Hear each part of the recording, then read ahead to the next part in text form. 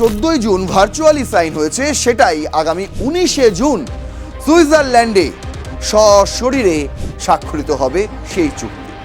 কি রয়েছে সেই চুক্তিতে? 14 জুন অ্যাকচুয়ালি কি ঘটনাটা ঘটেছিল? ডোনাল্ড ট্রাম্পের এই পোস্টে কি সবটা বোঝা সম্ভব? ট্রাম্প নাকি নতি স্বীকার করে নিয়েছে, আত্মসমর্পণ করে ফেলেছে ইরানের কাছে। আর এই সমালোচনা কে করছে?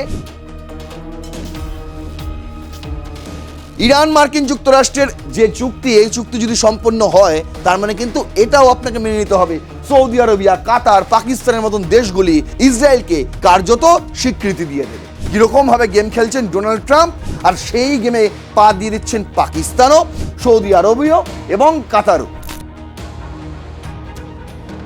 ডোনাল্ড ট্রাম্প চাইছে যুদ্ধ ছেড়ে পালিয়ে যাওয়ার জন্য, আর বাকি রিপাবলিকান সহ বেঞ্জামিন নেতানিয়াহু, ইসরায়েলের প্রধানমন্ত্রী, তারা চাইছে এই চুক্তি যাতে কোনো মতেই বাস্তবায়ন না হয়।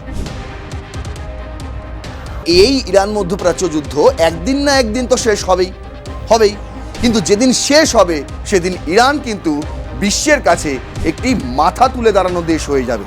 তখন তারা আর লুকিয়ে চুরিয়ে বাঁচবে না।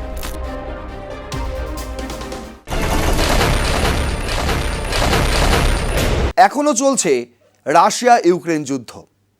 সেই যুদ্ধ নিয়েও মার্কিন প্রেসিডেন্ট ডোনাল্ড ট্রাম্প একাধিকবার শান্তি চুক্তির আয়োজন তিনি করেছিলেন, কিন্তু তিনি প্রতিবারই ব্যর্থ হয়েছিলেন।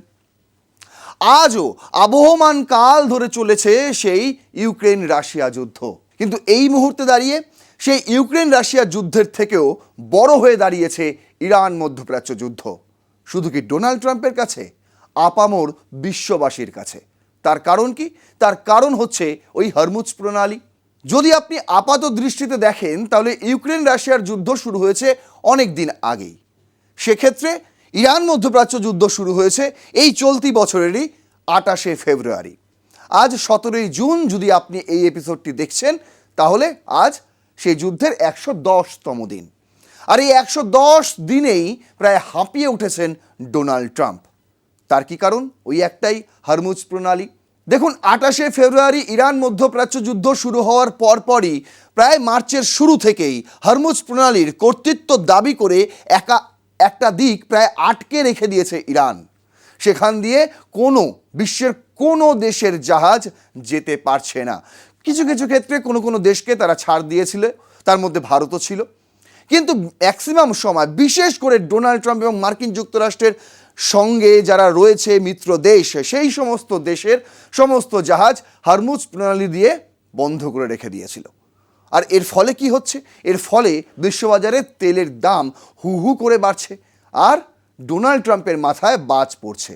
আর তাই এই মুহূর্তে দাঁড়িয়ে যেন তেন প্রকারে ডোনাল্ড ট্রাম্প এই ইরান মধ্যপ্রাচ্য যুদ্ধ ছেড়ে পালিয়ে আসতে চান। আর সেই জন্যই একটা যুদ্ধবিরতির আয়োজন করা হয়েছিল। পাকিস্তানকে মধ্যস্থতাকারী হিসেবে তুলে ধরে একটা যুদ্ধবিরতি চলছিল, যতই হোক তা ভঙ্গুর। সেই যুদ্ধবিরতির মাঝেই এবার ডোনাল্ড ট্রাম্প পাকাপাকিভাবে এই যুদ্ধ বন্ধ করার একটা বন্দোবস্ত করেছেন।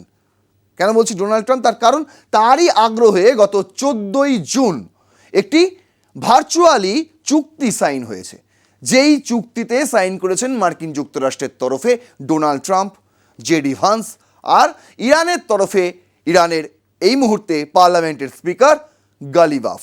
আর যেটা 14ই জুন ভার্চুয়ালি সাইন হয়েছে, সেটাই আগামী 19শে জুন সুইজারল্যান্ডে সশরীরে স্বাক্ষরিত হবে সেই চুক্তি। কি রয়েছে সেই চুক্তিতে?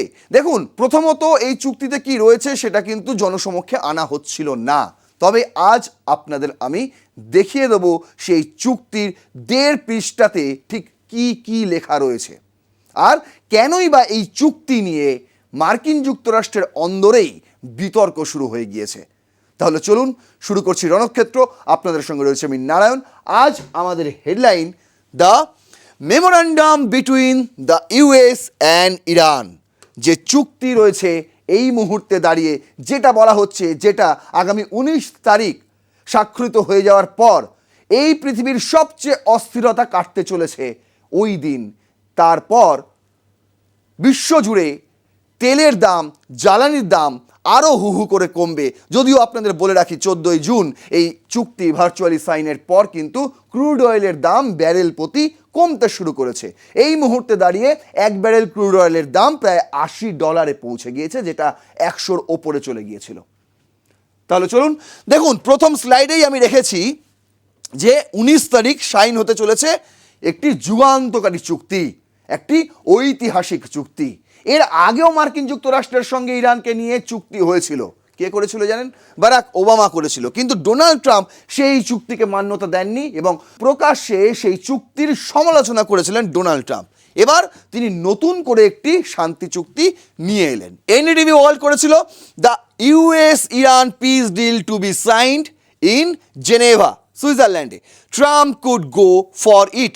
প্রথমে বলা হচ্ছিল ডোনাল্ড ট্রাম্প সেখানে হয়তো যাবেন না, মার্কিন যুক্তরাষ্ট্রের হয়ে প্রতিনিধিত্ব করবেন জেডি ভান্স। কিন্তু এখন শোনা যাচ্ছে, এনডিটিভি ওয়ার্ল্ড করেছে যে ডোনাল্ড ট্রাম্প সেখানে সশরীরে যেতে পারেন। কি হবে সেখানে? বলছে Iran has said the officially signing ceremony will be held on June 19 in Geneva, Switzerland, and negotiations for a final deal will be held during a 60 days period. একটি ফাইনাল ডিল হতে চলেছে 19 তারিখ সুইজারল্যান্ডের জেনেভায়, যেখানে সশরীরে উপস্থিত থাকার কথা মার্কিন প্রেসিডেন্ট ডোনাল্ড ট্রাম্পের। আর এইটা কবে অ্যানাউন্স হয়? এটা অ্যানাউন্স হয় হচ্ছে ওই 14ই জুন, যেই 14ই জুনে ভার্চুয়ালি সাইন করা হয়েছিল। সেই 14ই জুনেই ডোনাল্ড ট্রাম্প একটি সোশ্যাল ট্রুথে পোস্ট করেছিলেন। সেখানে তিনি লিখেছিলেন, the deal with the Islamic Republic of Iran is now complete. সম্পন্ন হয়ে গেছে একটি চুক্তি ইরানের সঙ্গে মার্কিন যুক্তরাষ্ট্রের, সেই চুক্তি ইতিমধ্যেই কমপ্লিট। কনগ্রাচুলেশনস টু অল, সবাইকে তাই আমি অভিনন্দন জানাচ্ছি। I hereby fully authorize the toll-free opening of the Strait of Hormuz and simultaneously hereby with authorize the immediate removal of the United States naval blockade. Ships of the world, start your engines, let the oil flow. President Donald Trump বলছে কি complete হয়ে গেছে একটা চুক্তি, আর আমি আপনাদের ঘোষণা করতে চাই যে এরপর থেকে strait of Hormuz toll free হিসেবে খুলে যাবে। কে খুলে দেবে? ইরানও ইরানের যে ব্লক করে রেখেছে সেটা খুলে দেবে, মার্কিন যুক্তরাষ্ট্র যেটা ব্লকেট করে রেখেছে সেটাও মার্কিন যুক্তরাষ্ট্র খুলে দেবে। তাহলে কি হলো? বিশ্বের জন্য উন্মুক্ত হয়ে গেল হরমুজ প্রণালী। আর এরপর কি হবে? এরপর হবে ওয়ার্ল্ডের জাহাজ এবার সেখান থেকে যাতায়াত করতে পারবে। তাই বলছে আপনাদের ইঞ্জিন স্টার্ট দিন, এবং তেলের ফ্লো এবার আপনারা দেখতে পাবেন যে জ্বালানি তেলের জোয়ার আসবে এবার গোটা বিশ্ব জুড়ে। তার এই পোস্ট পড়ে কিন্তু স্বপ্ন দেখতে শুরু করেছিল বিশেষ করে যারা এই জ্বালানি ব্যবসায়ীর সঙ্গে যুক্ত। আর তার পরে পরেই কিন্তু ক্রুড অয়েলের দামও কমতে শুরু করলো। কিন্তু 14ই জুন অ্যাকচুয়ালি কি ঘটনাটা ঘটেছিল? ডোনাল্ড ট্রাম্পের এই পোস্টে কি সবটা বোঝা সম্ভব? আমি দেখুন, CNN ওয়ার্ল্ড থেকে আমি রেখেছিলাম কিছু কি পয়েন্ট, যেখানে বোঝানো হয়েছে 14ই জুন অ্যাকচুয়ালি কি গল্পটা হয়েছিল। কেউ কোথাও যায়নি। যুক্তরাষ্ট্রের president Donald Trump, JD Vance vice president, তারা যুক্তরাষ্ট্রেই ছিলেন। ইরানের পার্লামেন্টের স্পিকার মোহাম্মদ বাগের গালিবাফ, তিনিও ইরানেই ছিলেন। এবং দুজন দু জায়গায় থাকা সত্ত্বেও একটি চুক্তি সাইন হয়ে গেল কিভাবে, সেটা আপনাদের সামনে তুলে ধরেছি। বলছে এগ্রিমেন্ট ভার্চুয়ালি সাইন্ড, যেহেতু ওটা ভার্চুয়ালি হয়েছিল তাই সশরীরে থাকার কোনো দরকার ছিল না। President Donald Trump and Vice President JD Vance both virtually sign the agreement to end a US blockade of Iranian ports, reopen the Strait of Hormuz, and start 60 days of nuclear negotiations. In senior US official said, Parliament Speaker Mohammad Bagher Ghalibaf signed the document for the Iranian side, the official said.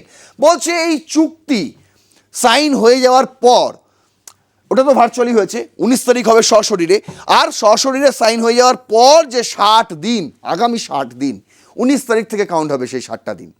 সেই 60 দিনে নির্ধারিত হবে আলোচনা করে যে কি হবে ইরানের নিউক্লিয়ার ভবিষ্যৎ, সেটা আগামী 60 দিনে স্থির করা হবে। আর ওই ভার্চুয়ালি চুক্তি সাইনের সময়ই কিন্তু বলে দেওয়া হয়েছে যে এই চুক্তিতে সব ধরনের ফন্ড কিন্তু যুক্ত থাকবে।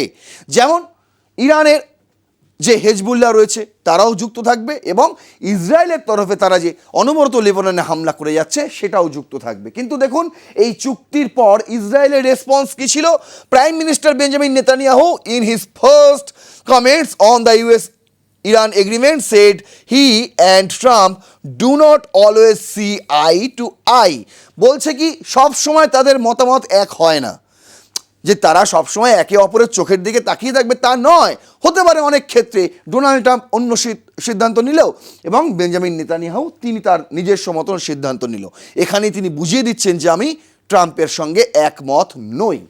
বলছে meanwhile Israel and Iran backed Hezbollah continue fighting to Monday with both sides claiming responsibility for strike in southern Lebanon. এই ভার্চুয়ালি চুক্তি সাইন হয়ে যাওয়ার পরেও কিন্তু লেবানন আর ইসরায়েলের মধ্যে সংঘর্ষ পাল্টা সংঘর্ষ থামেনি, বরং আরও মাত্রা অতিরিক্ত বেড়ে গিয়েছে। এবার আপনাদের আমি দেখাচ্ছি Trump has surrendered to Iran. Some prominent GOP hawks fear Trump just caved. বলছে ট্রাম্প নাকি নতি স্বীকার করে নিয়েছে, আত্মসমর্পণ করে ফেলেছে ইরানের কাছে। আর এই সমালোচনা কে করছে? রিপাবলিকানরাই করছে। এই সময় কেন? তার কারণ ডোনাল্ড ট্রাম্পের দেওয়া যে চুক্তি সেই চুক্তিকে তারা মেনে নিতে পারছেন না। অনেকে তো আবার বলছেন ওবামার থেকেও খারাপ চুক্তি। কি বলছেন দেখুন, প্রথমেই আসি সেনেটর লিন্ডসে গ্রাহাম।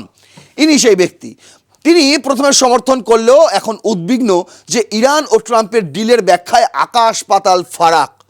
কেন? ইরান বলছে না আমাদের তো নিউক্লিয়ার নিয়ে কোনো রকম আলোচনা হয়নি। আর ডোনাল্ড ট্রাম্পের যে কথা সেই কথা অনুযায়ী কি বোঝা যাচ্ছে যে আগামী 60 দিন আলোচনা হবে এবং সেই আলোচনায় ইরানকে এমন প্রতিশ্রুতি দিতে হবে যে তারা কোনো রকম পারমাণবিক কর্মসূচি করবে না, কর্মকাণ্ড চালাবে না। আর সেখানেই তিনি আকাশ পাতাল ফারাক খুঁজে পেয়েছেন কে? Lindsey Graham. তিনি বলছেন যে মিলছে না, ইরান যা বলছে আর ডোনাল্ড ট্রাম্প যা বলছে দুটো কথা এক নয়, দুটো ভাষ্য আলাদা। অন্যদিকে মার্ক লেভিন নিউজ হোস্ট, তিনি বলছেন দ্বিতীয় চিন্তা করছেন, ডিল ভালো নয়। তিনি সরাসরি বলে দিচ্ছেন যে এই ডিল মোটেই ভালো হতে যাচ্ছে না, বিশেষ করে মার্কিন যুক্তরাষ্ট্রের কাছে। বলছে ন্যাশনাল রিভিউ কি রয়েছে? ট্রাম্পের টাফ টকের পর ডেলিভারি শূন্য, ইউরেনিয়াম এনরিচমেন্টের অনুমতি দেওয়ায় হতাশ হয়ে পড়েছেন অনেকে। ওবামার ডিলের মতো হতে পারে বলে সমালোচনা করা হচ্ছে যে এটা নাকি ওবামার মতনই ডিল হতে পারে, যে ইরানকে সব রকম এক ধার দিয়ে ছাড় আমরা দিয়ে দিলাম, অন্যদিকে আমরা সমস্ত অনুমতিও দিয়ে দিয়ে যুদ্ধ বন্ধ করে দিলাম। মাইক পম্পিও তিনি বলছেন ডিল বুঝতেই পারছেন না, এতে আমেরিকার কী লাভ সেটা একটু তাকে বুঝিয়ে দেওয়া হোক, তিনি বলছেন। আচ্ছা, এরিকসন, মার্ক থিসেন তারা বলছেন ট্রাম্প সারেন্ডার করে ফেলেছেন, এটাই হচ্ছে তাদের সমালোচনা। ওবামার ডিলের থেকেও খারাপ বলে অনেকে উল্লেখ করছেন যে ট্রাম্পের এই মৌচুক্তি ওবামার যে ডিল ছিল তার থেকেও জঘন্য। কেন বলছে? তার কারণ হচ্ছে ওবামার ডিলে তাও একটা মার্কিন যুক্তরাষ্ট্রের ফায়দা ছিল, তাদের একটা স্বার্থ জড়িত ছিল, কিন্তু ডোনাল্ড ট্রাম্পের এই চুক্তির ফলে মার্কিন যুক্তরাষ্ট্রের তো কোনো স্বার্থ যুক্ত থাকছেই না, বরং ইসরায়েলও কিন্তু অনেক ক্ষেত্রে সুযোগ সুবিধা থেকে বঞ্চিত হচ্ছে বলেই মনে করছেন বিশেষ করে রিপাবলিকানরা, যারা ইতিমধ্যেই ইসরায়েলের পাশে সর্বদা ছিলেন, আছে এবং আগামী দিনে থাকবে বলে তাদের এই বক্তব্য শোনা যাচ্ছে। আল জাজিরা করেছে Trump dangles normalisations amid pro Israel criticism of possible Iran deal. যারা ইসরায়েলের পক্ষে সমর্থনকারী রিপাবলিকান, যারা ভোট দিয়েছিলেন ডোনাল্ড ট্রাম্পকে এই ভেবে, ডোনাল্ড ট্রাম্প তখন বলেছিলেন যে আমরা বিভিন্ন ক্ষেত্রে যুদ্ধ করে বিগত সরকারের মতন আমরা আমেরিকাকে ভাসিয়ে দেব না, আমাদের কাছে হবে কি আমেরিকা ফার্স্ট, এই নীতিতে আমরা চলবো। আর তার এই প্রতিশ্রুতিতে যারা ভোট দিয়েছিল রিপাবলিকান কিংবা রিপাবলিকান সমর্থক যারা ডোনাল্ড ট্রাম্পকে প্রেসিডেন্ট হিসেবে বেছে নিয়েছিল, তারাও কিন্তু ইতিমধ্যে সমালোচনা শুরু করেছে। কেন? তার কারণ যে ডোনাল্ড ট্রাম্প বলেছিল যুদ্ধ আমরা করব না, আমরা আগে আমেরিকা ফার্স্ট এই নীতি নিয়ে আমরা চলবো, সেই ডোনাল্ড ট্রাম্পই ক্ষমতায় এসে শুরুতেই যুদ্ধ বাঁধিয়ে দিল একের পর এক। সেখান থেকে দাঁড়িয়ে একটু নর্মালাইজ করার জন্য, বিশেষ করে প্রো ইসরায়েল ক্রিটিসিজমকে একটুখানি নর্মালাইজ করার জন্য ডোনাল্ড ট্রাম্প একটা নতুন একটা ফোন দিয়ে এঁটেছেন। কি বলছেন? বলছে 2 days later মন্ডে তিনি বলছেন Trump said it should be mandatory for countries including Saudi Arabia, Qatar and Pakistan to set up diplomatic relations with Israel as part of a US agreement with Iran. বলছে মার্কিন যুক্তরাষ্ট্র এবং ইরানের মধ্যে যে agreement হবে সেখানে কিন্তু এটাও ইনক্লুডেড থাকবে যে সৌদি আরবিয়া, কাতার, পাকিস্তানের মতন দেশগুলিকে ইসরায়েলকে স্বীকৃতি দিতে হবে। মনে আছে আব্রাহাম অ্যাকর্ডসের কথা, সেটাই কিন্তু তিনি বকলমে বলে দিলেন। বুঝতে পারছেন? মানে ভেবে দেখুন, মধ্যস্থতাকারী পাকিস্তান যে নাকি প্যালেস্তাইনপন্থী, সেই পাকিস্তানকেও ইসরায়েলকে স্বীকৃতি দিতে হবে, এটা ডোনাল্ড ট্রাম্পের কথা। তারই বক্তব্য সমালোচনার মুখে পড়ে তখন তিনি এই বক্তব্য রাখছেন এবং এটা একদম বাস্তব, একদম বাস্তব। ইরান মার্কিন যুক্তরাষ্ট্রের যে চুক্তি, এই চুক্তি যদি সম্পন্ন হয় তার মানে কিন্তু এটাও আপনাকে মেনে নিতে হবে সৌদি আরবিয়া, কাতার, পাকিস্তানের মতন দেশগুলি ইসরায়েলকে কার্যত স্বীকৃতি দিয়ে দেবে। বলছে Graham then praise the push calling Trump's diplomatic manoeuvre simply brilliant. তারপরে গ্রাহাম তিনি বদলে যান, তিনি বলছেন না না, যদি এরকম হয়ে থাকে তাহলে তো বলতে হবে না, সিম্পলি ব্রিলিয়ান্ট বলতে হবে ডোনাল্ড ট্রাম্পকে। বলছে with Saudi Arabia and others like Pakistan making peace with Israel the region will know a level of stability never dreamed of before President Trump, the senator wrote on the social media platform এক্সে। তারপর তিনি লেখেন, যদি Saudi Arabia, পাকিস্তানের মতন দেশগুলি ইসরায়েলের সঙ্গে শান্তি বিনিময় করে একসঙ্গে পথ চলে তাহলে মার্কিন যুক্তরাষ্ট্রের এর চেয়ে বড় ফায়দা আর কি হতে পারে। ভাবুন কীরকমভাবে গেম খেলছেন ডোনাল্ড ট্রাম্প, আর সেই গেমে পা দিয়ে দিচ্ছেন পাকিস্তানও, সৌদি আরবিও এবং কাতারও। সেই চুক্তির ফলে তার ঘরের লোকই এসে এখন তার সমালোচনা করছেন। কিন্তু কি রয়েছে সেই চুক্তিতে সেটাও আজকে আপনাদের আমি জানাবো। দেখুন, চুক্তিতে রয়েছে মূলত 14টি পয়েন্ট। ব্লুমবার্গ করেছিল read the 14 points draft memorandum between the US and Iran. The draft published by Saudi Arabia Al Arabiya Network. Al Arabiya network থেকে এই ড্রাফট পাবলিশ হয়েছে। States that the Iran has pledge never to produce nuclear weapons, যেখানে স্পষ্টভাবে লেখা আছে যে Iran নাকি কথা দিয়েছে তারা কোনো রকমভাবে তাদের কোনো রকম পরমাণু অস্ত্র বানাবে না। While US would lift sanction on the sale of Iranian crude oil, অন্যদিকে মার্কিন যুক্তরাষ্ট্র ইরানের যে ক্রুড অয়েলের ওপর স্যাংশন লাগিয়ে রেখেছিল এতদিন, সেই নিষেধাজ্ঞাও তুলে নেবে।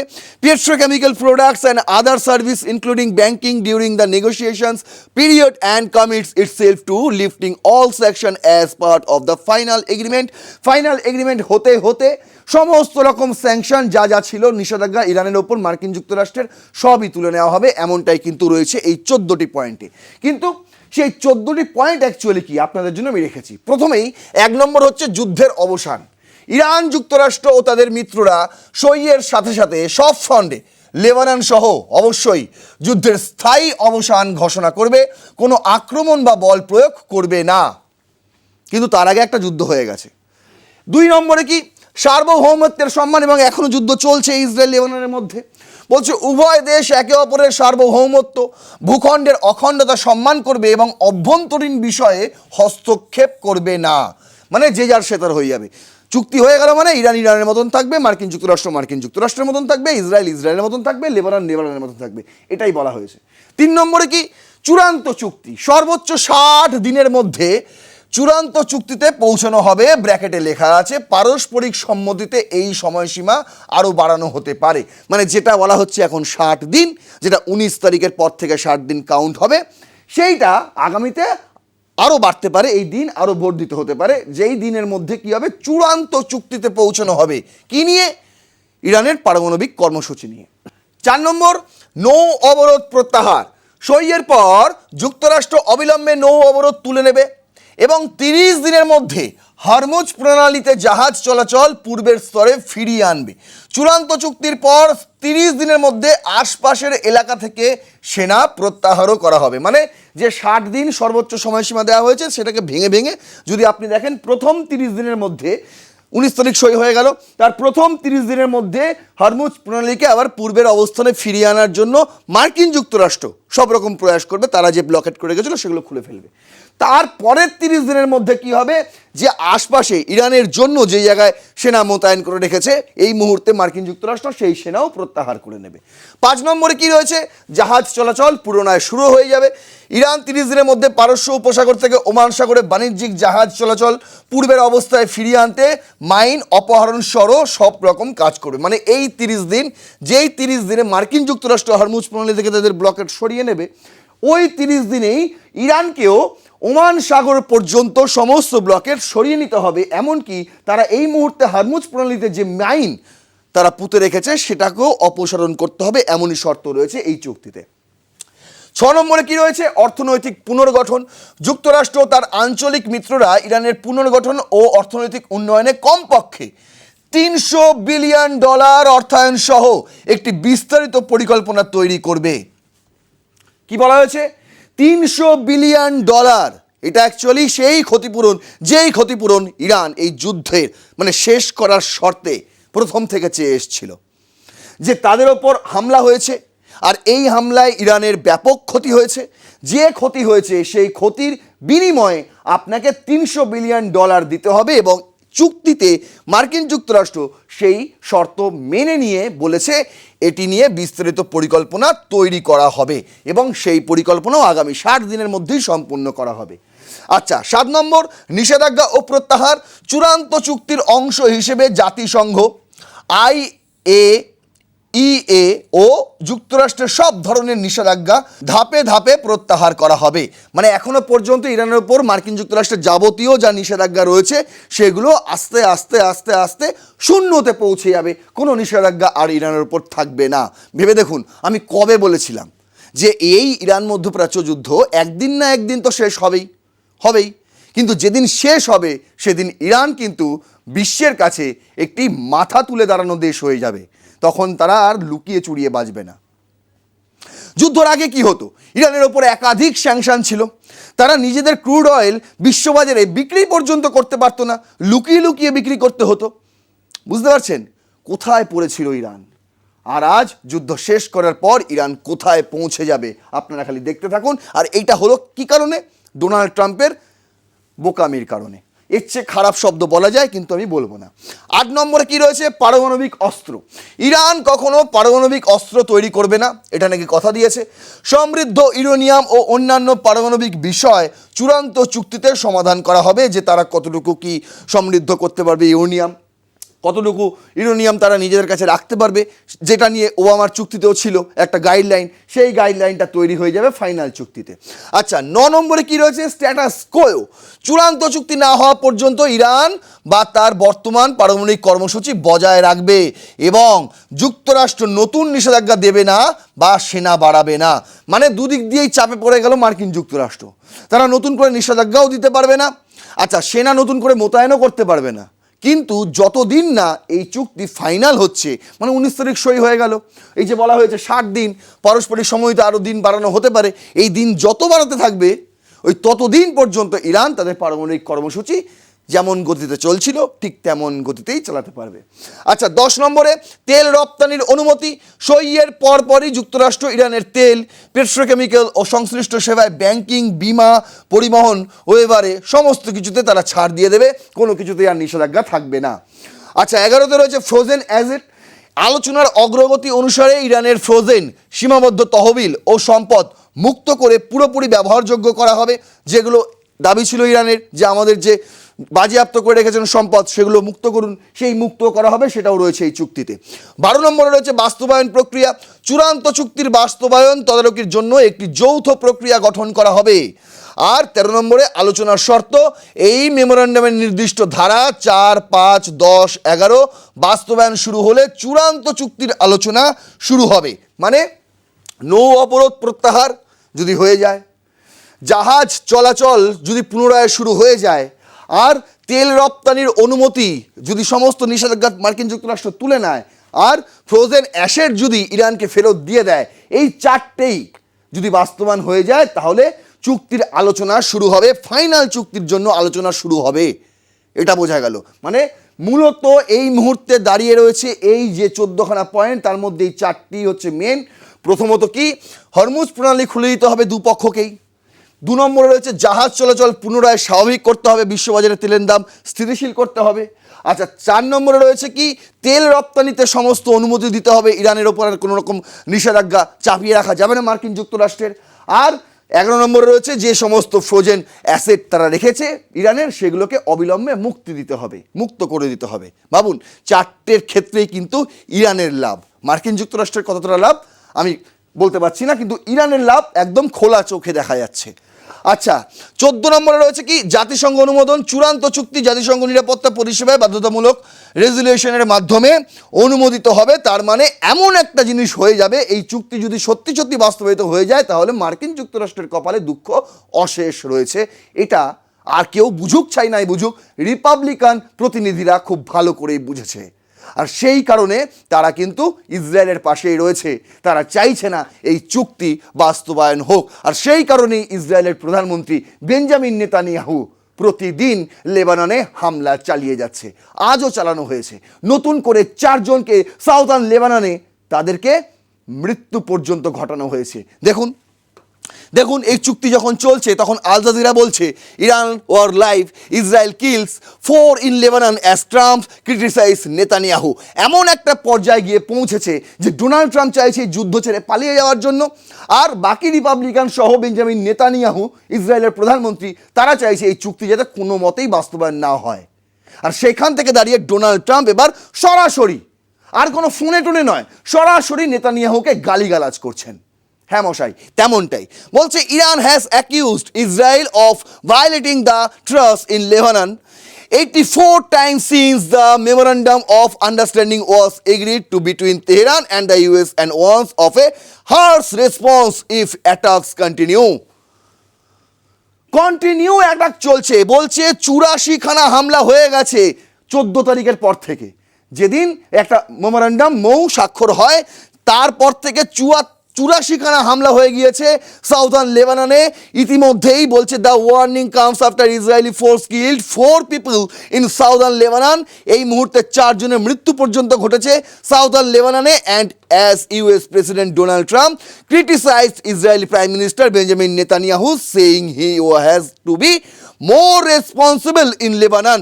যখন ইরান বলছে এটার কিন্তু হার্শ রেসপন্স হবে, তখন ডোনাল্ড ট্রাম্প নেতানিয়াহুকে টার্গেট করে তিনি বলছেন যে এর রেসপন্সিবিলিটি কিন্তু নেতানিয়াহুকেই নিতে হবে।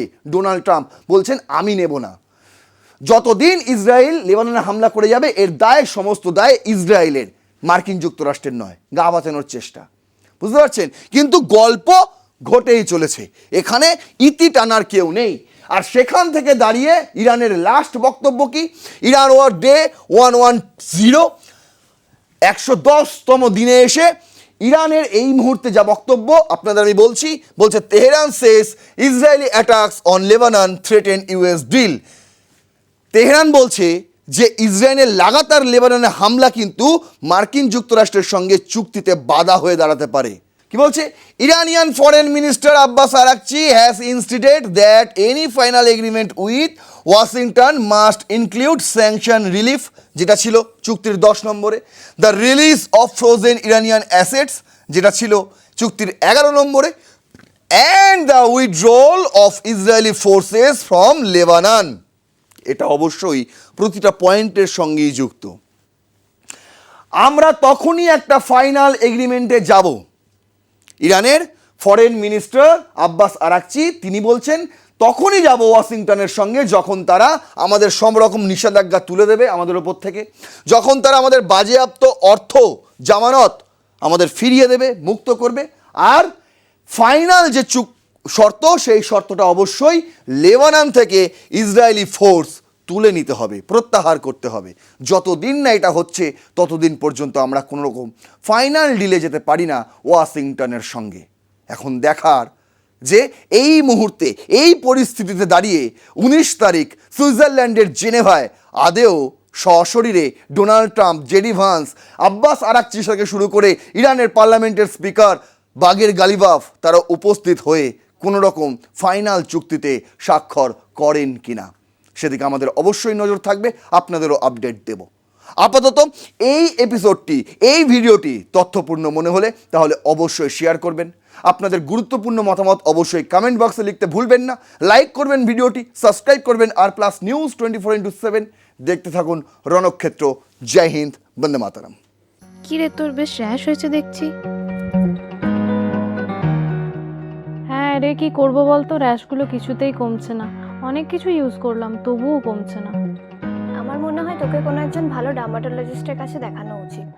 তুই ঠিক বলেছিস, কিন্তু কোনো ভালো ডার্মাটোলজিস্ট থাকলে একটু সাজেস্ট কর না প্লিজ। এই তোর তো একবার র্যাশ হয়েছিল না? তুই কোথায় দেখিয়েছিলিস? তুই একবার গৌরীদেবী হসপিটালসে দেখাতে পারিস, ওখানে ভালো এক্সপিরিয়েন্স ডার্মাটোলজিস্ট আছে। আমারও সেম প্রবলেম হয়েছিল, এখন ওখানে ট্রিটমেন্ট নিয়ে আমি এখন ঠিক আছি।